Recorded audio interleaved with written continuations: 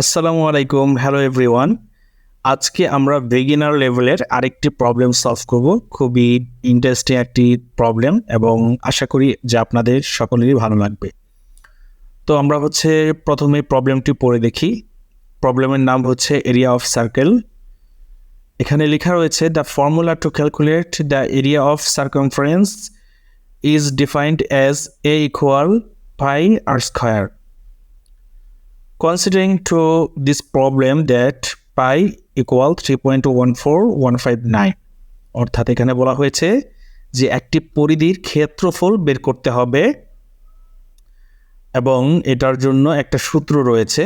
সূত্রটি হচ্ছে a equal pi R square, যেখানে পায়ের মান দেওয়া রয়েছে 3.14159. Calculating the area using the formula given in the problem description, অর্থাৎ যে ফর্মুলাটা রয়েছে সেই ফর্মুলাটি অনুযায়ী ক্যালকুলেশন করে ক্ষেত্রফলটি বের করতে হবে। ইনপুটে লেখা রয়েছে কি, the input contain a value of floating point that is variable R. এখানে আমরা আর নামক একটি ভেরিয়েবল নেব যেটার ডেটা টাইপস হবে ফ্লোটিং ডেটা টাইপস হবে। আউটপুটে লেখা রয়েছে present the message a equal followed by the value of the variable as in the example below with 4 places after the decimal point. অর্থাৎ এখানে আমাদের দেখেন ইনপুটের একটা স্যাম্পল রয়েছে, এক্সাম্পল দেওয়া রয়েছে এবং আউটপুট কীরকম হবে সেটার একটা স্যাম্পল রয়েছে এবং আউটপুটে দেখানো রয়েছে যে আপনার দশমিকের পর এখানে 4টি ডিজিট পর্যন্ত হবে, সেটাই বলা হয়েছে। ঠিক আছে, তো আমরা আজকের প্রোগ্রামটি শুরু করছি।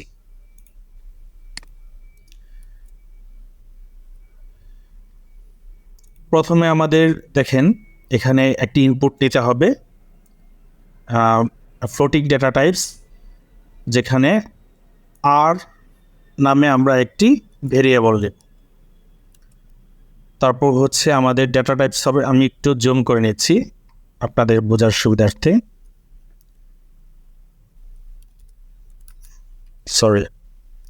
ফ্লোটিং টাইপ,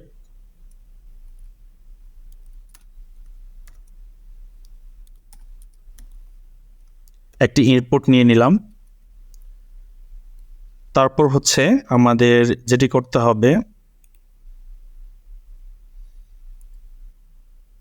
এখানে পায়ের একটি মান দেওয়া রয়েছে, তাই না?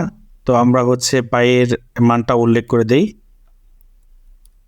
পাই ইকুয়াল, আমরা এখান থেকে পায়ের যে মানটা রয়েছে সেটা কপি করে নিয়ে আসি। ঠিক আছে, তারপর আমরা আমাদের ফর্মুলাটি লিখে ফেলবো।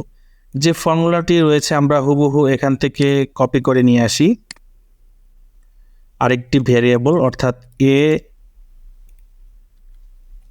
Equal pi R square. তো আমরা এখানে ফর্মুলাটি অনুযায়ী পাই লিখে ফেলি। দেন আমরা এখানে একটা স্টার চিহ্ন দেব, তারপর আর স্কয়ার। তো আমরা জানি যে স্কয়ার দেখানোর জন্য প্রোগ্রামিংয়ে ডাবল স্টার ব্যবহার করতে হয়। তারপর এখানে আমি 2 দিয়ে দিলাম, আরটা ক্যাপিটাল হবে। দেন আমাদের কাজ শেষ। আমাদের প্রোগ্রামটা কিন্তু একদমই সহজ, জাস্ট আপনি যদি কোশ্চেনটা বুঝতে পারেন তাহলে আপনার জন্য এই প্রবলেমটা খুবই সহজ হবে সলভ করতে। দেন আমরা প্রিন্ট করব।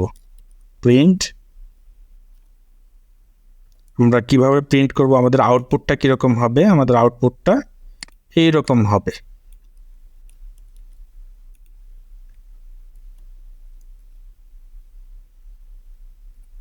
আমরা যেহেতু আমরা স্ট্রিং হিসেবে দেখাবো, আমরা একটি কোটেশন, সিঙ্গেল কোটেশন নিয়ে নিয়েছি।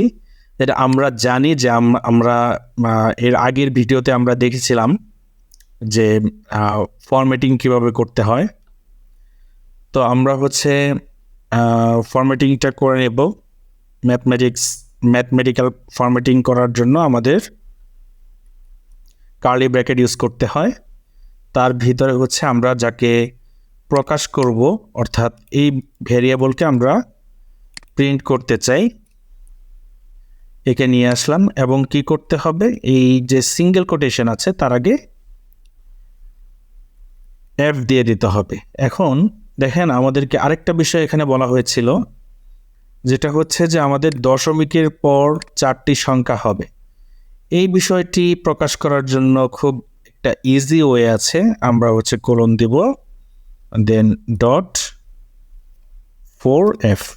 ঠিক আছে, আমরা হচ্ছে যদি 4টি সংখ্যা প্রকাশ করতে চাই দশমিকের পর, আমরা জাস্ট এই ফর্মুলাটা ব্যবহার করলেই আমরা এখন হচ্ছে দশমিকের পর আমরা 4টি সংখ্যা পেয়ে যাব। তো আমরা প্রিন্ট করে দেখি আসলে যে আমাদের প্রোগ্রামটি ঠিক আছে কিনা। তো আমরা হচ্ছে এখানে যেভাবে আসলে দেখানো হয়েছে, আমরা হচ্ছে 2 ইনপুট দিয়ে দেখছি, ইনপুটে 2 দিলাম।